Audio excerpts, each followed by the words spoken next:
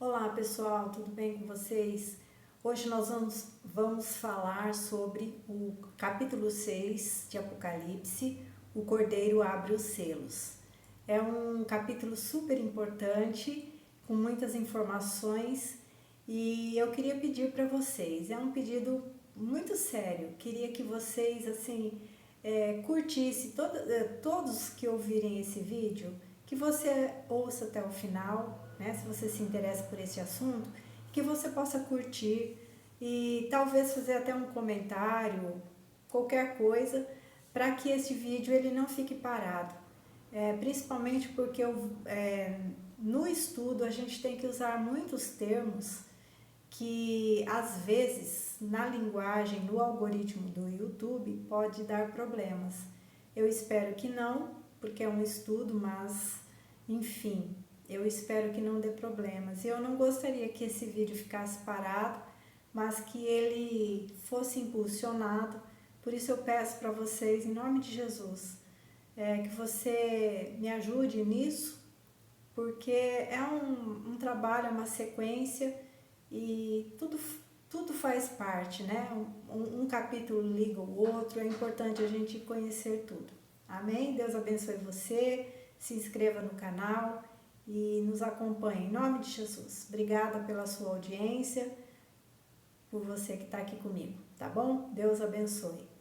Apocalipse 6, então, o Cordeiro abre os selos. Então, vamos do versículo 1 ao 17. Os 7 selos representam 7 julgamentos, um depois do outro. Do último julgamento, ou seja, o último selo, é que derivam as 7 trombetas, que também representam outros juízos sucessivos. Então, para vocês entenderem, os selos vão ser abertos, cada um vai trazer uma informação, o seu julgamento. Quando chegar no 7º selo, vai ter uma parada, não vai ser dito nada, e ele vai pular para outro capítulo lá na frente, como a gente vai ver, porque o 7º selo, na verdade, ele vai anunciar as 7 trombetas, que também é outra série de julgamentos e de juízos de Deus. E quanto mais as coisas vão avançando, vão ficando mais difíceis, os juízos vão ficando mais fortes, né? Então, nós temos os primeiros juízos, que são os selos. Depois vem as trombetas e vamos sucessivamente estudando aqui. Destes últimos, então, ou seja, das trombetas, é que derivam os ais, que são outros julgamentos sucessivos. E finalmente, depois desses ais, se derivam as taças. As taças também é um depois do outro. 7 selos, 7 trombetas, 7 taças. Então, isto significa que os capítulos 6º ao 19º nos fornecem uma longa série de juízos divinos que se seguiriam em ordem cronológica. Os acontecimentos, então, aí dos juízos, eles estão em ordem cronológica. Como eu disse em outro vídeo, que às vezes as visões que João tem, volta para o passado, vai para o futuro, vê aleatoriamente, mas na questão dos juízos, dos juízos nessa sequência de 7, eles então são cronológicos, ok? Então, capítulo 6, versículo 1 diz assim: e havendo o cordeiro aberto um dos selos, né? Então, quem abre os selos é Jesus. O próprio Jesus rompe os selos que desvendam os julgamentos devastadores de Deus contra o mundo. Somente ele pode abrir o selo. Lembra? Nós já vimos em vídeo passado que João chorou quando ele começou a ter as visões, porque ninguém era digno de abrir o selo, né? E o anjo disse para ele: não chores, eis que o cordeiro, né, que foi morto, ele é digno de abrir o selo. Isso significa que os julgamentos são divinos em sua origem, pois foram entregues às mãos de Cristo. Por todo o livro, os julgamentos sob forma de pragas são chamados de a ira de Deus. Então, recapitulando, os 7 selos, as 7 trombetas, aí os 7 trovões, estou mencionando aqui, mas vou explicar, e as 7 taças são séries de julgamentos em múltiplos de 7.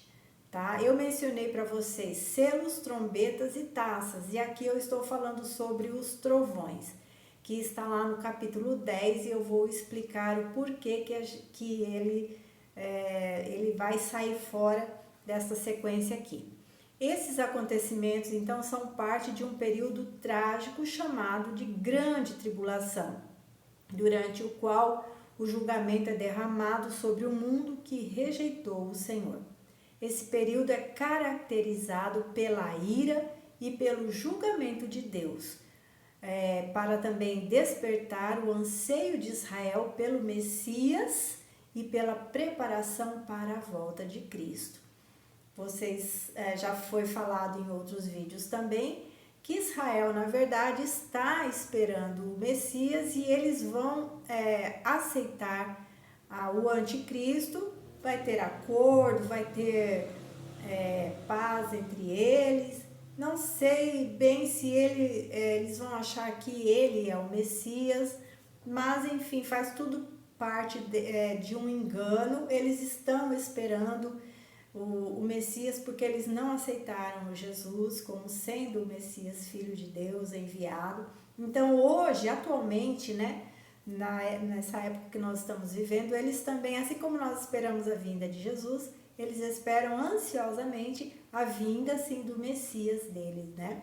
E quem virá para enganá-los, então, é o anticristo. Que aí eles vão depois, nessa metade desse tempo, eles vão perceber que foram enganados. E então é onde a gente vê aqui que Deus vai despertar no coração deles o anseio pelo verdadeiro Messias, que foi Jesus. Os 7 trovões, então deixa eu falar agora desses juízos, que eles só são mencionados no capítulo 10, mas eles não mencionam o que vai acontecer neles. Então vamos analisar algumas coisinhas aqui. A descrição parece a mesma de Jesus glorificado, né? No capítulo 1, quando João ele está vendo aqui a Jesus, né? Deixa eu ver aqui, capítulo 10, né? Ele fala assim: vi outro anjo forte descendo do céu, envolto numa nuvem.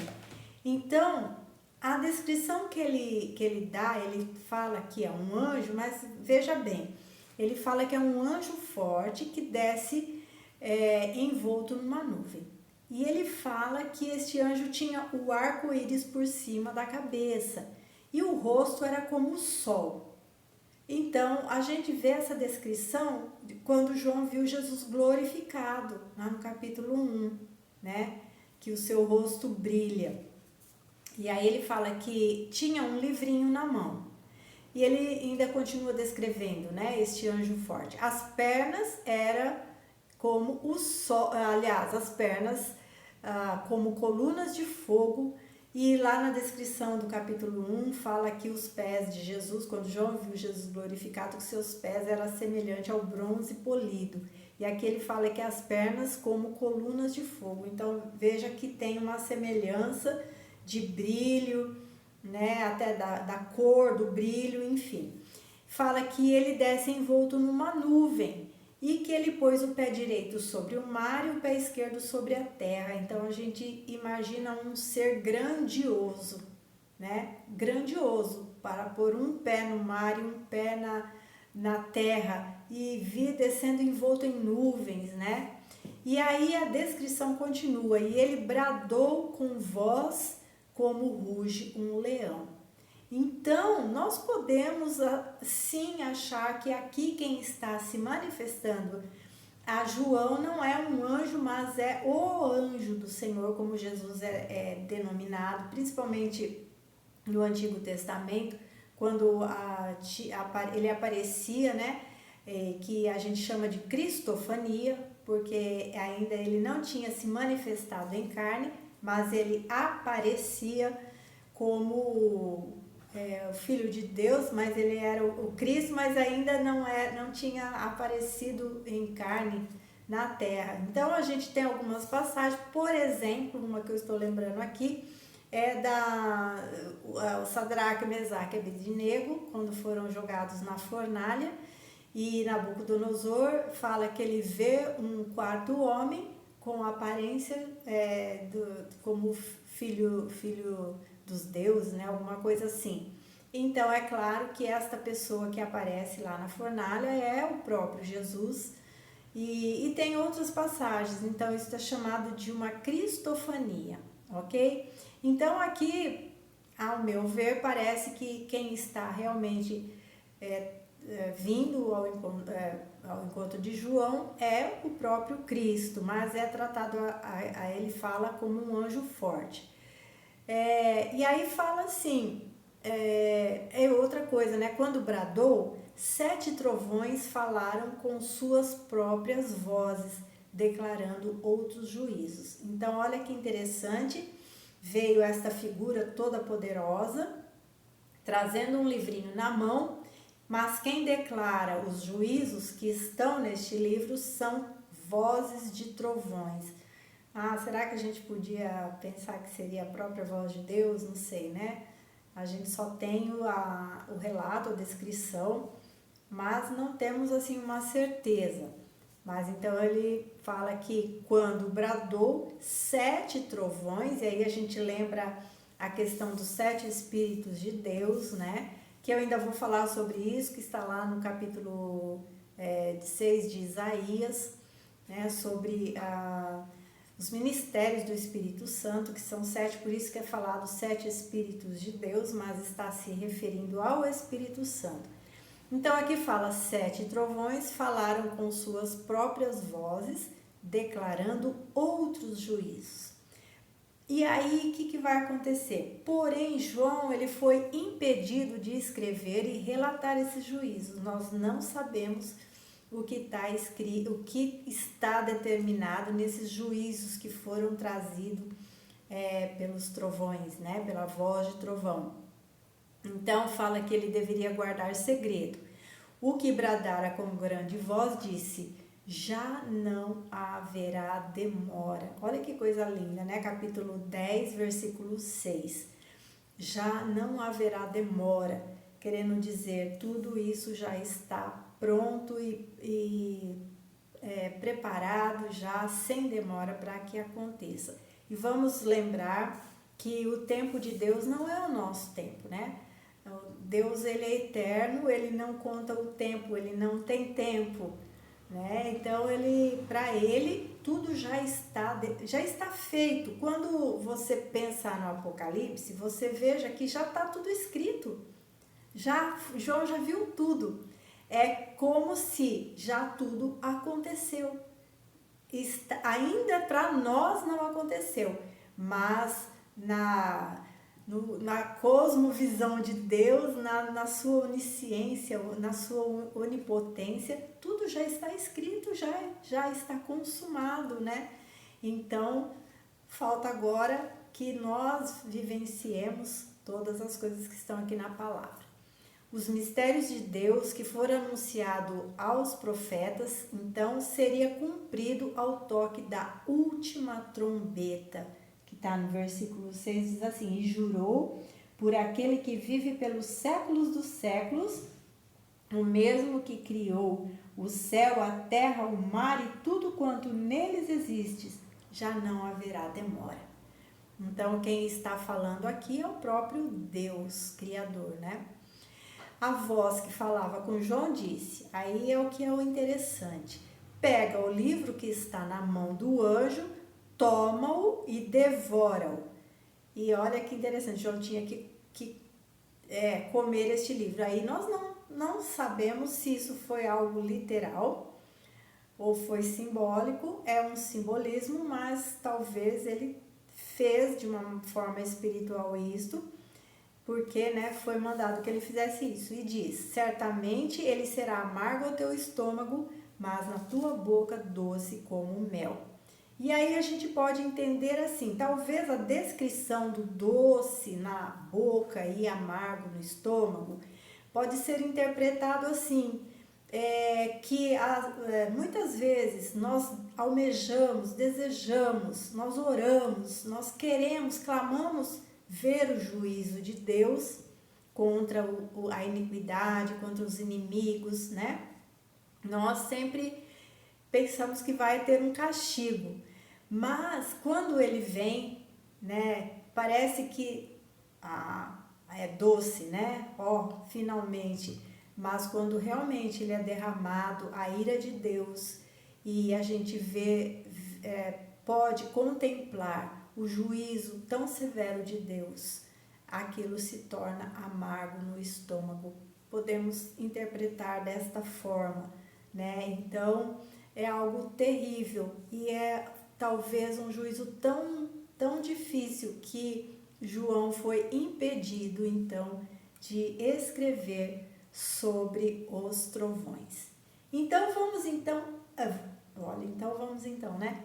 Vamos então à abertura dos selos, tá bom?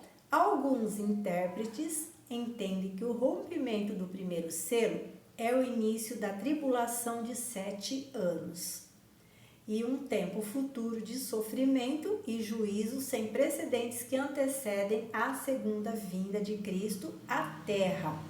Eu também acredito que seja assim, que vai dar início, porque nós vamos ver aqui na sequência tudo que vai acontecer.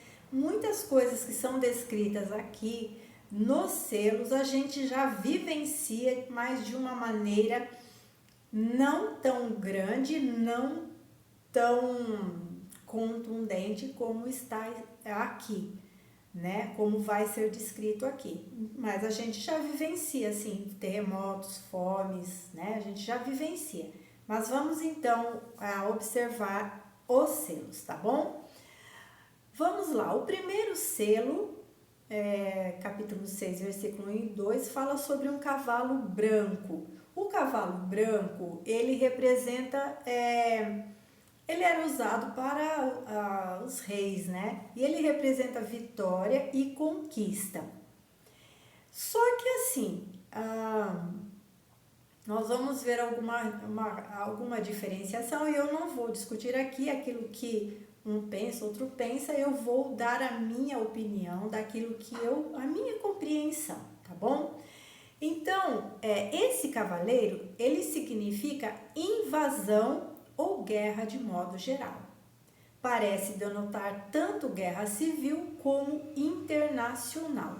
Então, ao meu ver, entendo que quem está montado neste cavalo branco, que representa vitória e conquista, é o anticristo. Aí você fala assim, mas um cavalo branco, não é Jesus que vem montado num cavalo branco? Vamos tentar entender um pouquinho mais. O cavalo, ele era usado nas atividades guerreiras. Portanto, neste ponto, os cavalos representam um animal para guerra, violência, tragédia e julgamento divino. Lembra que quando Jesus ele foi aclamado em Jerusalém antes da sua morte, ele entrou como rei, mas ele entrou montado num jumentinho branco, porque os reis naquela época também tinham o hábito de montar uma jumenta branca, porque também a jumenta simbolizava a humildade, né? Então, veja que o cavalo, ele é um animal que ele é usado para conquistas, para guerras, ok? Então, vamos seguindo, porque são estudos que a gente faz históricos, né? Nós temos que analisar os textos bíblicos de várias formas. Primeiro, saber que eu creio que são, mesmo dentro do simbolismo, ele é literal e ele vai acontecer todas as coisas aqui da maneira como está escrito, ainda que nós não entendamos tudo. Não tem como compreender 100% o Apocalipse. Nós podemos ter um estudo que vai nos esclarecendo, tendo ideias compreensão das coisas, mas não temos como compreender algumas coisas realmente para saber como que vai ser, é difícil. Então, existem várias interpretações a respeito do cavalo branco, porém vamos observar alguns pontos. Quem abre os selos é o cordeiro. Vamos combinar que é o cordeiro, ou seja, o próprio Cristo. Então, João não só vê, como também ouve os 4 seres viventes como se fosse voz de um trovão. Vem! Então, quem está no comando de tudo aqui é o cordeiro. Estes selos estão sendo abertos para dar início às primeiras séries de um tempo de juízo. Então, quem está trazendo o juízo é o cordeiro, é Deus, né? É Jesus. Quem está falando é o próprio Cristo, o cordeiro. Estou enfatizando isso aqui para que você possa assimilar o que eu quero dizer. Então, entendemos que o cavaleiro montado em um cavalo branco não pode ser o próprio Cristo, né? Jesus vai estar falando que ele é ele? Não. Se refere ao anticristo que surge como quem, porque o texto fala como quem saiu a vencer. Jesus não é aquele quem saiu para vencer. Jesus é o vencedor. Ele já venceu todas as coisas. Ele já está no céu glorificado, né? Então, não é Jesus. E diz, foi-lhe dada uma coroa. Nós estamos, ok, no capítulo 6 de Apocalipse. Você pode fazer a leitura. Eu estou dando o estudo aqui. Não dá para ler o texto e estudar, senão o vídeo fica muito comprido. Então diz, foi-lhe dado uma coroa. Jesus já é coroado. O diabo não. Mas foi-lhe dado uma coroa. A coroa é dada ao cavaleiro do cavalo branco, pois ele não a tem. Mas ele terá de se manifestar como quem veio a conquistar, porque é assim que ele vai se manifestar. Vamos então agora ao segundo selo, que está nos versículos 3 e 4 e se refere à guerra. E fala, o segundo cavaleiro encontra-se num cavalo vermelho, que está simbolizando o derramamento de sangue e a guerra. Perceba que o segundo cavaleiro montado no cavalo vermelho diz, foi-lhe dado tirar a paz da terra, para que os homens se matassem uns aos outros. Então, você percebe que esses cavaleiros que representam hostes do mal, que vêm para trazer esses juízos, foi dado a eles. Foi dado a coroa, foi dado o poder de tirar a paz. E entenda, é importante que você entenda, tudo não está na mão do inimigo, de Satanás, nem do anticristo. Tudo está na mão de Deus. É Deus quem vai conceder que ele faça todas essas coisas. É através da ação dele que Deus vai começar a executar juízo na terra. Porque desde que Deus criou céu e terra e todas as coisas, o homem tem se rebelado contra Deus, tem negado, tem blasfemado, tem ignorado, tem rejeitado, enfim. Vai chegar um tempo que Deus vai então fazer este juízo. Então, também foi-lhe dada, outra coisa que foi dado, assim como o do cavalo branco, foi-lhe dado uma coroa, o da guerra foi-lhe dado uma grande espada. Então, ele não tinha, foi dado. Nota que o primeiro, então, recebe a coroa, o segundo recebe uma espada, para que ele, então, manifeste guerra. Vamos ao terceiro selo, versículos 5 e 6. Nós estamos no capítulo 6, ok? A fome. O cavaleiro do cavalo preto, então, traz fome. E ele carrega uma balança usada para medir grãos. Então, nós temos nós temos assim uma interpretação plausível para todas essas coisas. Então, a balança sugere escassez de alimento.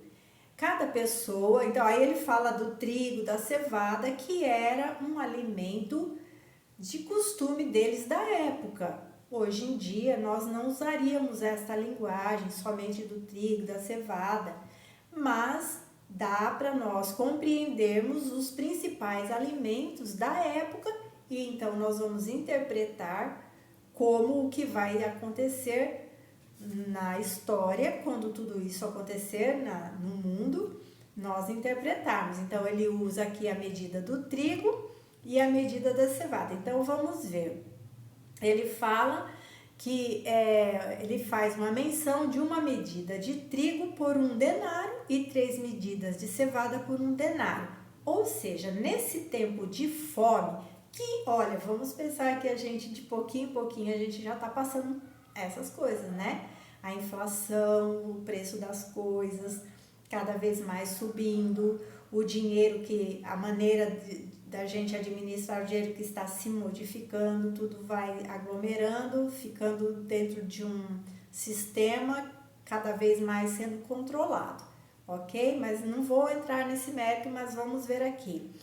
Então, nesse tempo de fome, o que ele quer dizer? Que uma medida de trigo vai custar o valor de 1 dia de trabalho.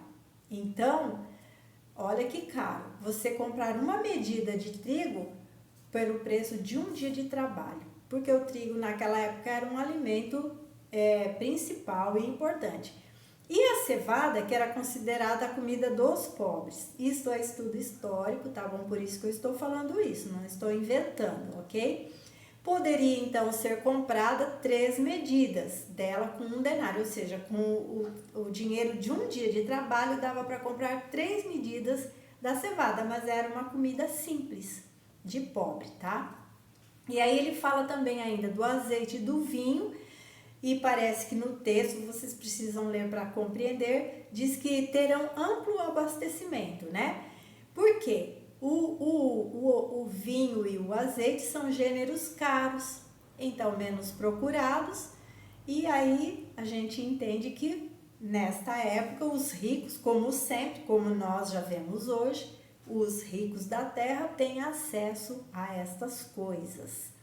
Então o cavalo preto representa um tempo de fome e grande escassez na terra. Nós vemos isso hoje, mas nós vemos assim, alguns países que têm mais fome, não é verdade? Nós temos, por exemplo, no nosso país a inflação, mas a gente trabalha, a gente luta, a gente compra, a gente substitui produtos, a gente dá um jeito, né? E assim a gente vai. Porém, nesse tempo aqui, a escassez vai ser em toda a terra. Não vai ter mais esse abastecimento como existe hoje. Um país compra o alimento desse país, este país manda para outro país. Um é produtor de soja, outro é produtor de milho, enfim. Não vai ter mais isso. A escassez vai ser em toda a terra. Em toda a terra. Ninguém vai salvar ninguém. Vamos ao 4º selo, que representa a morte. Eu não falei a palavra, tenho medo do algoritmo. O cavalo amarelo, e aí eu vou pôr entre parênteses aqui, porque estudos que eu já vi fala que a tradução do amarelo ficou meio assim, não foi usada a palavra exata, né? Porque foi escrito no grego, enfim, vai mudando as palavras. Pode ser um cavalo baio, ou pode também ter uma tradução de um cavalo pálido, ou até pode usar o verde, porque a palavra usada aqui para este cavalo foi usada a palavra grega, chloros, e a gente sabe que chloros vem de clorofila e é uma cor esverdeada. Então, quando eu falo cavalo amarelo, ele pode ter essas outras denominações de cor. E isso tem relevância? Tem. Tem relevância para estudos mais profundos, que não dá para a gente fazer aqui, mas tem sim. Bom, esta morte, pela guerra, pela fome, pestes e animais selvagens, como está descrito no versículo 8. Você vê que é uma sequência, porque a guerra traz fome, a guerra traz pestes, e essa questão da guerra, de vidas que se perdem, os animais também vão passar pela fome, também o mundo vai estar sendo transformado sem os alimentos. Então, aqui o texto fala que as pessoas irão perder a vida também por causa dos animais selvagens, porque eles também vão sofrer a fome. Esse julgamento será tão terrível que aí o texto fala que 1/4 da população da terra será exterminada. Ok? Muito terrível. Então vamos lá para o 5º selo. O 5º selo está nos versículos 9 a 11, que fala o martírio. Então vamos ver o que significa no antigo. Aí ele fala sobre no versículo, vamos ver aqui, 9, né? 6, 9, diz assim: quando ele abriu o 5º selo, vi debaixo do altar as almas daqueles que tinham perdido a vida por causa da palavra de Deus e por causa do testemunho que sustentavam. Então, neste selo foi revelado um altar e essas vidas que estão ali debaixo deste altar. Então vamos compreender. No Antigo Testamento, o sangue do animal usado no sacrifício era derramado na base do altar. Tá? Então você vai ver lá em Êxodo 29, 12 e Levítico 4, 7, para você comprovar o que eu estou falando. Aqui João vê os mártires que clamam debaixo do altar, pois tinham sido sacrificadas por causa da palavra de Deus e por amor do testemunho que deram. E aí nós vamos encontrar na Bíblia os mártires. Nós sabemos que muitos deram a vida depois, né, por amor a Jesus, e isso vem acontecendo até os dias de hoje. A vida dessas pessoas que morreram como mártires tem o mesmo valor, então, dos sacrifícios que eram feitos no altar. Olha que coisa linda, né? Aqueles animais que antigamente eram sacrificados debaixo. Então, ali na visão de João, ele vê essas almas e elas estão como que foram consagradas, estão ali debaixo do altar de Deus, né? Só que eles clamam que Deus, em seu julgamento justo, condene os inimigos do povo dele.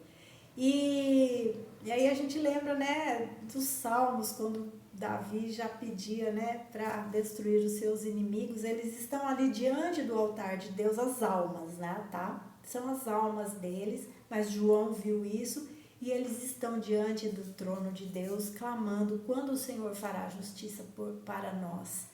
E aí tem a resposta de Deus para eles.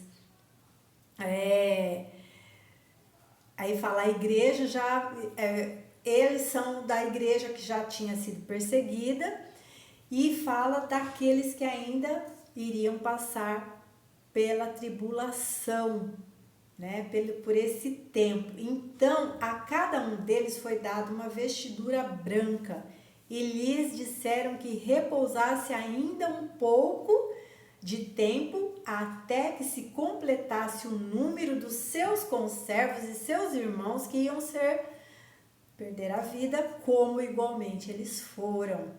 Estes os que vão vir desse período, tá bom? Então, as almas que haviam perdido a vida por causa da palavra de Deus e por causa do testemunho, eles clamavam por julgamento e justiça. E eles então receberam as vestiduras brancas e ordem de aguardarem, porque vão se juntar a eles os que ainda virão da grande tribulação. E nós já estamos concluindo, ficou um vídeo comprido, mas é importante, porque é um estudo de Apocalipse, né? O sexto selo, então, dos versículos 12 a 17, fala sobre as catástrofes. A desordem climática é uma parte comum das imagens dos últimos dias nas escrituras. Então, a gente já tem visto de uma maneira que está aumentando, nós estamos vendo que está aumentando, basta nós assistirmos os jornais no nosso país, nos outros países, muitas catástrofes, coisas que antes não aconteciam, tem acontecido, gente, e aqui vai se intensificar. Segundo Pedro 3,10, ele diz assim: mas o dia do Senhor virá como ladrão de noite, no qual os céus passarão com um grande estrondo, e os elementos ardendo se desfarão, e a terra e as obras que nela há se queimarão. Havendo, pois, de perecer todas estas coisas, que pessoas vos convém serem santo trato e piedade, aguardando e apressando-vos para a vinda do dia de Deus, em que os céus em fogo se desfarão e os elementos ardendo se fundirão. Mas nós, segundo a sua palavra, aguardamos novos céus e nova terra em que habita a justiça. E lembrando que Deus, ele não destruirá a terra, mas ele a renovará. Tudo vai ser queimado pelo fogo. Aqui se trata de uma desordem de proporções cósmicas que se inicia com a abertura do sexto selo.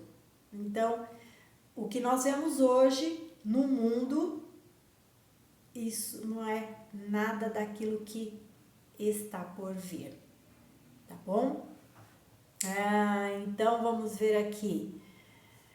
A linguagem catastrófica também pode ser encontrada nos ensinamentos de Cristo, quando lá em Mateus 24, quando ele fala sobre a grande tribulação, né? E as coisas que acontecerão. Então, está lá também. E aí, para terminar, há um interlúdio entre o sexto selo e o sétimo selo. O sétimo selo, ele será descrito, então, no capítulo 8. Do capítulo 6.1 até o 8.1, essa seção detalha a abertura dos 7 selos do livro pelo Cordeiro. O livro não pode ser aberto até que todos os selos sejam abertos. Não pode ser lido, desculpa.